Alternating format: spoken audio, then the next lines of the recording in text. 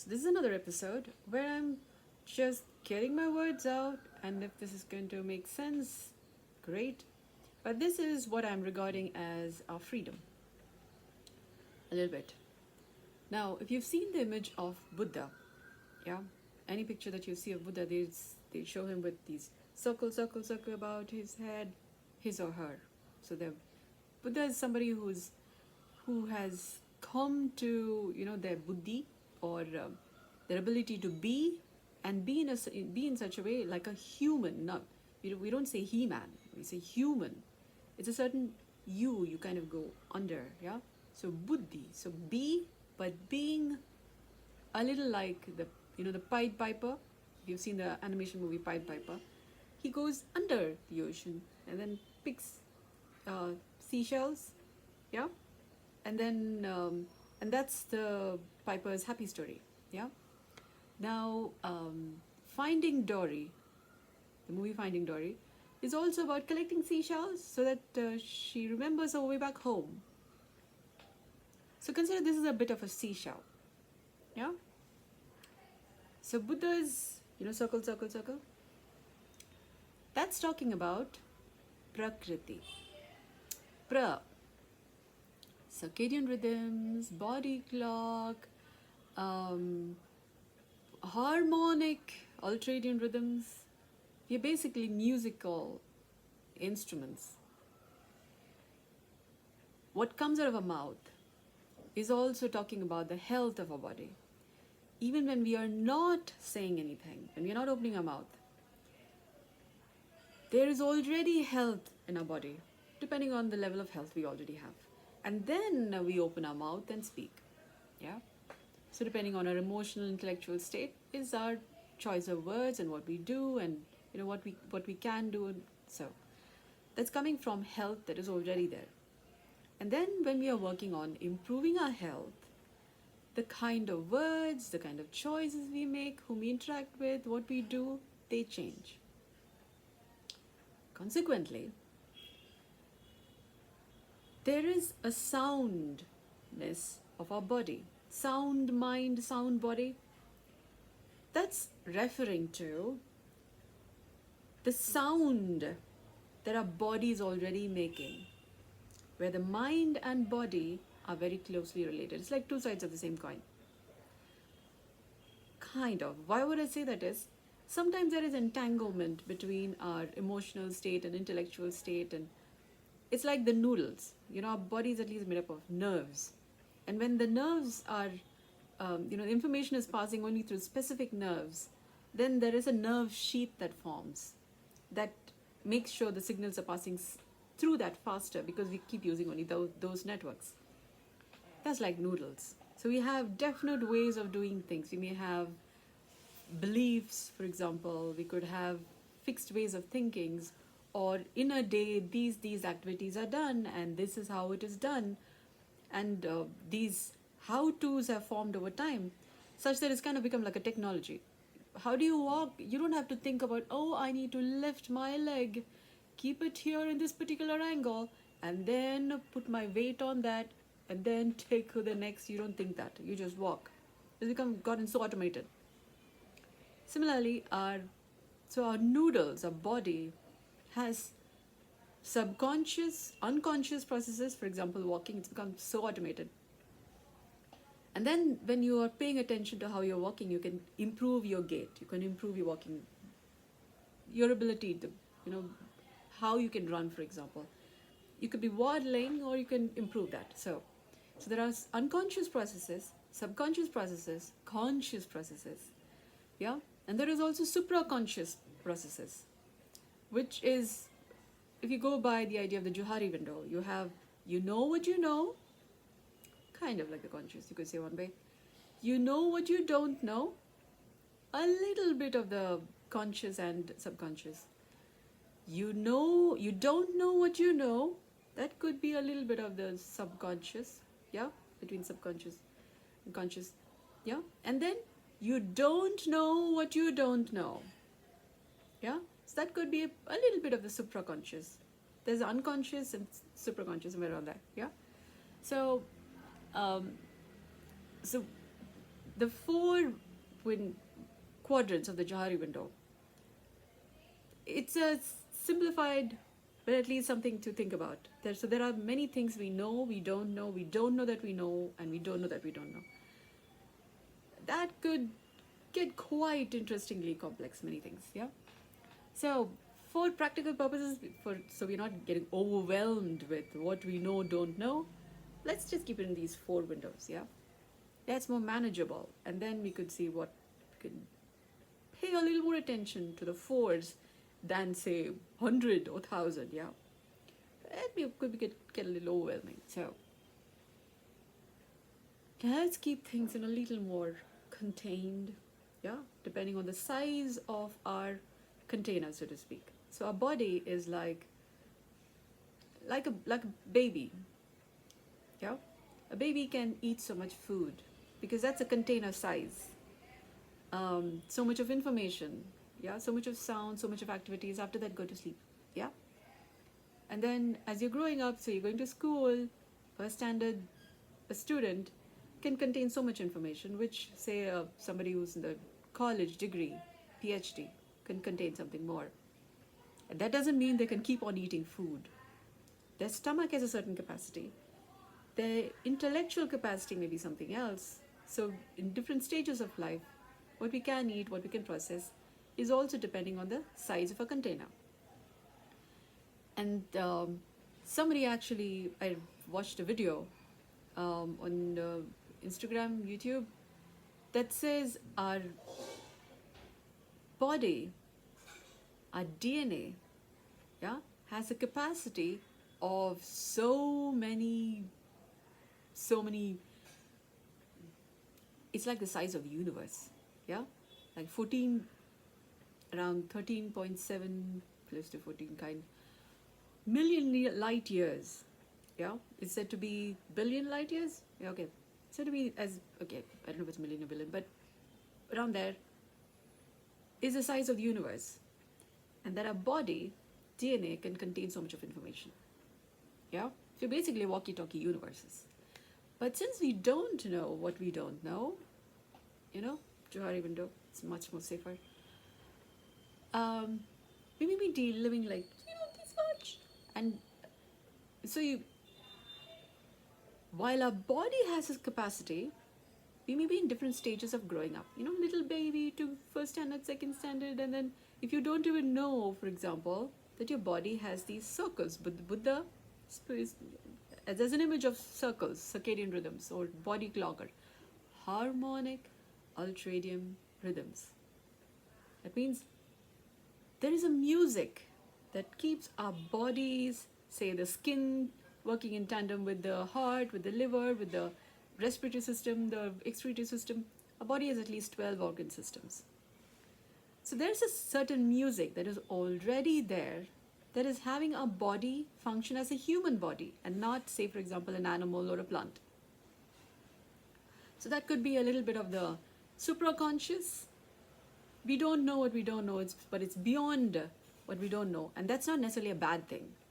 For example, being having a human body is not necessarily, it's not a bad thing. It's just, yay, we have a human body.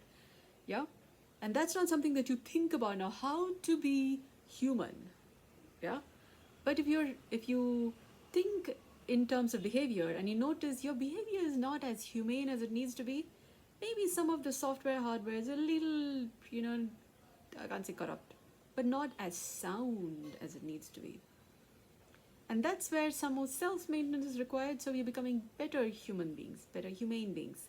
So there's a human being, and then, for example, wear and tear. We're standing up, you're walking, there could be electronic gadgets maybe, or environmental influences, or the seasons keep changing. So there's a dust, there's a summer, winter, rainy season. So there are all those influences.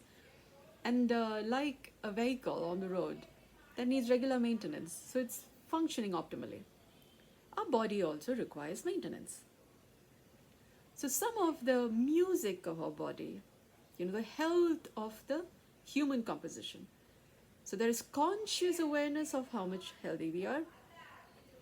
That also keeps getting upgraded. There's subconscious processes. For example, You don't actually have to think about, oh, you do need to eat food.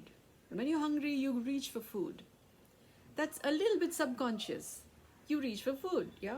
But then how to chew like a baby, take the spoon. When you hold your hand in this way, you hold the spoon properly, otherwise the spoon falls off.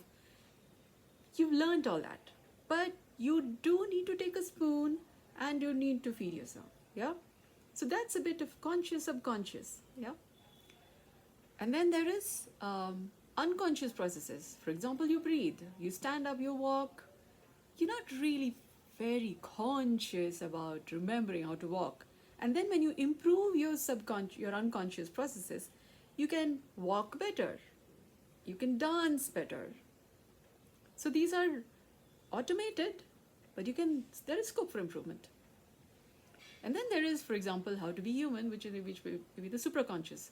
And we may not be thinking that that also could be improved. Yeah? Now, healthy natural breathing or movementless yoga, that starts from, well, we move. When we talk in terms of yoga, we may be relating to that as something that we move and we do, and we also stand on our head. So let's say movement yoga. What we're calling as yoga is, we have been relating to as related with movement.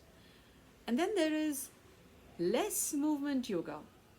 For example, I can, this is, I'm exercising my head and I do this, and these are movements for maintaining my health. So I'm making some movement, but not necessarily standing on my head, yeah, or making those elaborate poses, yeah.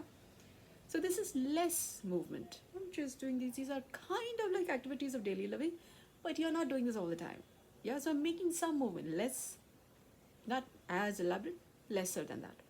Less movement yoga for a perspective. And then there is movement less yoga. For example, I bring my hand to my nose and pay attention to the air moving in and out of my nose, so I can feel it. So I'm making some movement, but it's not necessarily to exercise my, like this. It's to notice the movement that is already happening, but I need to move less than less movement yoga to notice the movement that's happening. Yeah, movement less, and then I can keep my hand back and then notice my movement of the breath that's already happening, which is no movement yoga, which means I'm not making any movement, but being aware of the movement that my body is already making. So no movement, and then how yoga can happen, can be brought about, where yoga means an integration between the body, emotion, let's just say 6: physical, intellectual, spiritual, conscience, emotional, social consciousness. For now, I'm actually thinking about rearranging this and then, calling it different other names. But for practical purposes, for now, let's just call them as 6. Because I'm thinking maybe you can make this better. Yeah, anyhow, there is 6. So for now, we keep it as physical, intellectual, spiritual, conscience, emotional, social consciousness. Yeah. So all of this have a certain, requires a certain integration between these things. Otherwise, we are juggling with many things in one life, and so many departments, and everybody has at least these basics. Yeah, we have 6 areas of our life that we do need to manage. So we are either aware of it or not, and to that extent is a quality of your life. Yeah. Now, so not knowing some of these basics like this has us deal with life. Some even call it this bitch called life. Yeah, because see, what the heck is life? And and people even sometimes seeking for liberation from life, because, well, you don't know what you don't know, you don't know what you know, the Johari window. So difference between people is how much we do know and how much we don't know, and how are we utilizing what we do know. For example, we went to school, we learned the Pythagoras theorem, and we have our everyday problems of life. But do we know that if we apply the Pythagoras theorem, we find solutions to our everyday challenges? Not knowing that, we continue to deal with our problems and challenges, even though in our database there is the Pythagoras theorem. That is, if you've gone to school, or in some way learn something about it and don't know how to apply what we know in our everyday challenges. Yeah, that could give us distress. Yeah, so that's an example of you don't know what you know. Yeah, or you don't know what you don't know. You know this, but maybe something else that is required, and then you need to put that together. Yeah, okay. On that note, movementless yoga. Okay. Now I had to be careful about which of the words I'm using. Yeah, because I've been constantly saying movementless yoga because there was none of these other words. Less movement yoga, no movement yoga, and all of this to be thought about because movement we've been relating to yoga as movement based, and then I was referring to there is other than that. So I've been calling it as movementless. So now we have other words. Okay. So beyond the no movement yoga, where you're kind of paying attention to, for example, the movement of air going in and out of your nose, and then I'm talking about the Buddha's, harmonic ultradian rhythms, where our body, when they're keeping the music of the mind, the soundness of the mind and body together, where our different organ systems are functioning more harmoniously, there comes a harmony. Like the Buddha's, there's more tranquility. Or in a still lake, if you touch your finger on the surface, it forms ripple. Yeah? So our body is already making ripples. We're already making waves. We are like butterflies. Yeah? Because we're always breathing. Our cells are breathing. Our tissues are breathing. Our organ systems are breathing. Which is why we're alive. And because we are alive, we are making waves. We're making ripples in the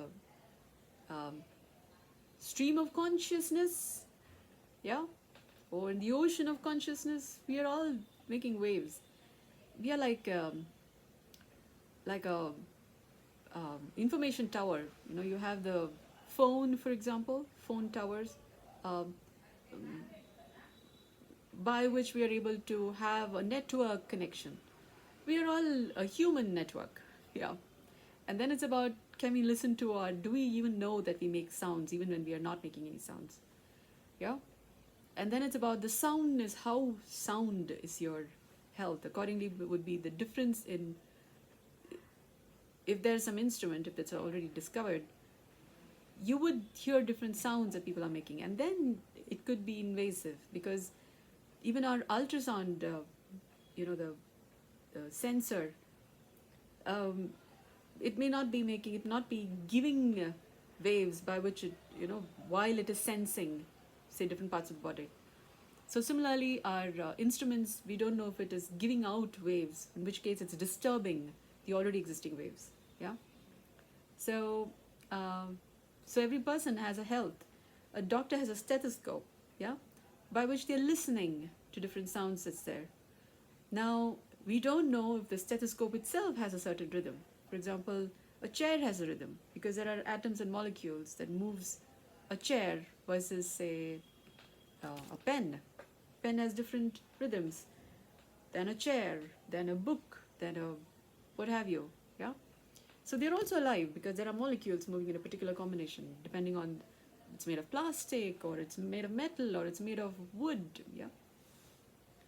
And different metals have different combinations. The periodic table is talking about how much there's a difference in atoms and molecules. Yeah, so so there could be a standard model by which there are instruments made, by which, given that we will know so much of vibration, so to speak, is made of, and then what is the quality by which the stethoscope is made. For example, a Rolodex is also a watch. Yeah, and then there is and there are other kinds of watches. But is it the same kind of accuracy? Yeah. So the measuring instrument, quality is also a consequence of the measuring instrument. So if the instrument is not good enough, then we're not capturing data as well as it needs, as we need to get to what is a normal, yeah, and how much is there a deviation from the standard, from what it requires to be. Now, consequently, sometimes even if there's a disease, you can't detect because our instruments are not as accurate as they need to be. Yeah. So this is where one doctor versus another engineer was an accountant. Yeah. uh, whom do we pay more? The one who is more knowledgeable, who knows, who applies their knowledge in such a way that there is no um, deviation, and the details are all, it's a perfect system. Yeah. Now, this is also what I call as soundness of mind and body. Yeah. And each person, each human being, come with their own background. So I could be in a room full of women, and each woman is unique in their own ways. Though we are all having a body that's human, and we are all women, each of us are unique in our own ways. And then, so there is my composition and another person's composition. So what I am supposed to be doing is different from what that person is supposed to be doing in the large scheme of things. Yeah? And then, so the job that I need to be doing cannot be done by anybody else, because I am of a certain composition by which a door opens. Yeah? A different person has their own body composition by which the door opens. Yeah? So it's like we are like in one big house, like a spaceship, so to speak. Yeah? And we each have our own departments of life. So somebody's a homemaker, somebody's an accountant, somebody's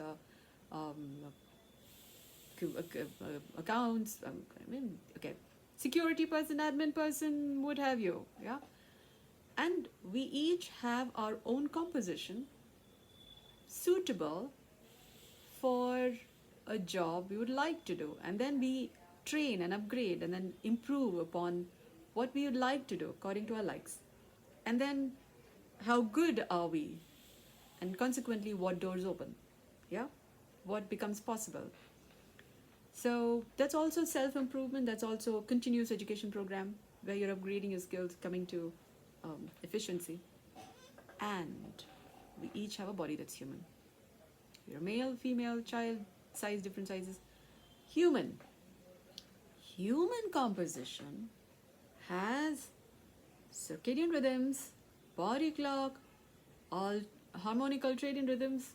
That's just kind of three, but we are rhythmic people. We are sound in mind, yeah? Now what is the freedom bit that I was talking about? Prakriti, what we call as nature. Prakriti is referring to pra as in that which arises from these circle. Yeah? So it's not just the hair. For example, even our skin is also making these, we call it chakra, but chakra is a very, it's like saying country. Now there are so many countries, yeah? So it's insufficient. It's more like a general word, but it's circadian rhythms is also a chakra. It's a cyclical process. Body clock is also a chakra. It's a cyclical process. You're hungry. After some time you eat food, you're not hungry. And then after some time you're again hungry. That's also a cyclical process. So it's also a chakra. Yeah? So they call it as chakra meditation, but they may be practicing, say, one aspect of it and then calling it as, ooh, that's it. Yeah, but that isn't. That's like, you go to a hospital, you have a gastroenterologist, you have a respiratory person, excretion person. So there are many specialities. So you're only referring to one specialty, one thing you've been paying attention to, but there are so many to it. Yeah.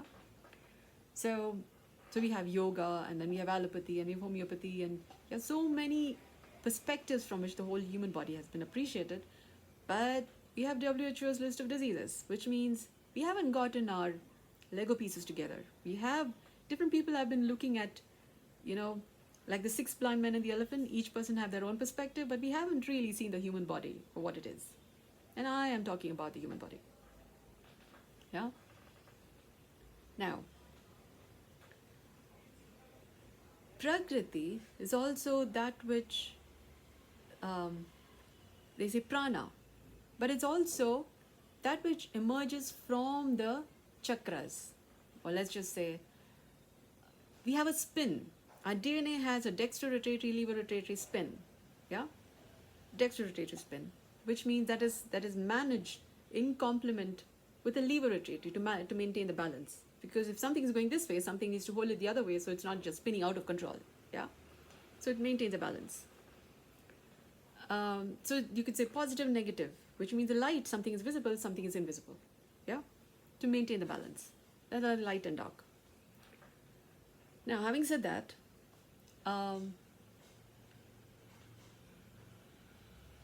that's also a chakra. Yeah, maintaining that. Okay. So the Greenwich Mean Time is said to be between, say, an atom said to be moving between two poles. Yeah, moving, and that's setting the time, world clock time. Yeah.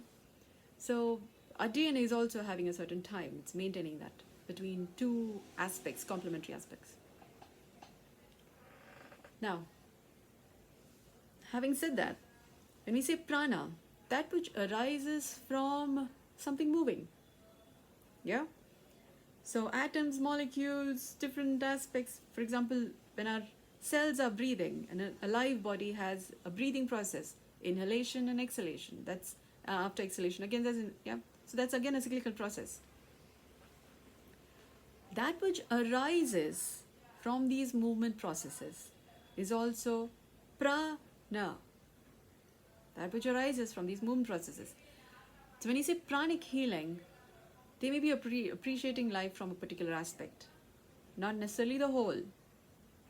Because there will be one way of looking at it, but there are other facets too. For example, harmonical circadian rhythms, circadian rhythms. There's also hydraulics. For example, the movement of blood and different fluids in the body, which would be also arising from the body, but it's also may not be including, say, for example, earth element, water, fire, air, spirit, space. So it's not only that which arises from movement. There is also the substance of the movement. Yeah. So hydraulics, there could be thermodynamics, there could be particle, waves. So it would be different aspects from which somebody is appreciating life. So somebody looks at it from allopathy, somebody from prana. They call it as prana, but they may be a little speciality, like the chakras. They're talking about chakras. Some may be studying chakras, some may be studying it as prana, or different aspects of the same body. And we have WHO diseases. So each one says, me got it. Yeah, me got the whole thing. And then there is several other pieces that needs to come together. Yeah. Now, so Prakriti, a sound body, sound mind, that which arises from that which is moving. Prana, that which arises from that which is moving.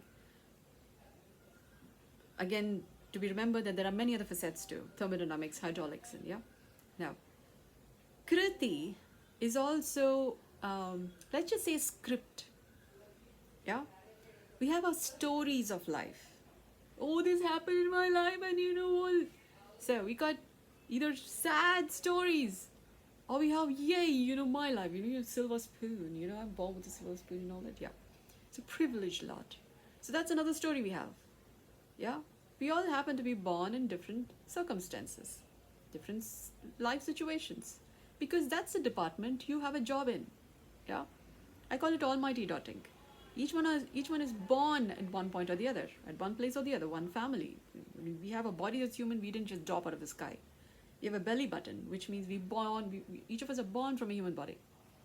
Yeah, and that's the department we are born into, or the circumstances of life. And as we are doing better, as we are improving, doing the things right by the blueprint of our life, that's also there in our body. That's also kind of the DNA. Yeah, we have who we are related with and what we have the potential. And when the right protein comes and locks with the right protein, then when the right chemical locks with the right chemical, then that protein gets synthesized, and then you have another story. Yeah, so it doesn't just happen. It's the right key's got to, unlock the right lock. Yeah, So otherwise, that's door does not open, that opportunity doesn't show up. You may have the potential for it, but it's not really happening because it, the lock and key thing. Yeah. So, and then when we are doing things consistent with our make, bodily make, our computer make, so to speak, yeah, a data entering computer can do so much. Workstation can do so much. Yeah. So according to how much, what's the size of your container, what's the size of your make, accordingly is what you can open the door for. So I'm talking about, my job is now about unlocking the human capacity. Yeah. So we're becoming human beings and going beyond WHO's list of diseases, for example. That's not quite so very productive, because you have more downtime than more productive time, and we can do human things, like really, ah, like an ant hill or something all the time. But because if you're having downtime, sick, and then it just pulls a lot of effort and energy and resources, and downtime, not so much working.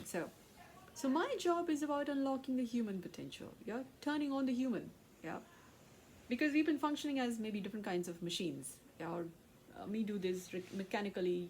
You don't have to think much. How do you type on a computer? You what there to think about, yeah. If you're well versed with typing, you don't have to look anywhere. You're just typing. Otherwise, you look for A and X, and then period, and then comma, yeah. So depending on the job you're and how long you've been at the job, it's just so automatic, and so we have there are things we know, there are things we don't know, there are things we don't know that we know, there are things we don't know that we don't know. So now to upgrading our human potential, turning on the human. So we are going beyond diseases, yeah. So for that, we need to cover the basics of being human. So here I'm talking about the Buddha's circle, yeah, circadian rhythms, body clock. So awareness is a key to beginning to get familiar with the human body make that you are, versus, say, your brother or your sister or your son or your daughter. They have their own make. So being aware of your own body make is what will help you unlock the potential that you have. Okay? So this is another warm-up to basic, just a perspective. I'll make further video, and we'll slowly come to unlocking what it means to be human. You could contact me. Please feel free to contact me, or just leave a comment and I will respond.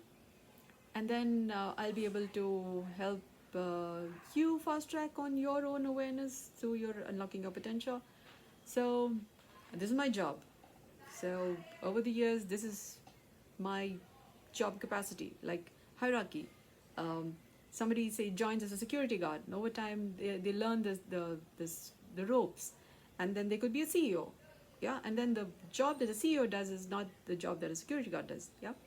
So this is my job now, yeah. My job is to unlock the human, turn on the human, yeah. So we can't just do it all at once, because each person have their own composition. So the composition that you are would be different from a composition that another person is, yeah. So slowly, education. This is like rehabilitation and what it means to be human, yeah. Slowly. Thank you so much for listening. I hope this has been of value to you. Good day.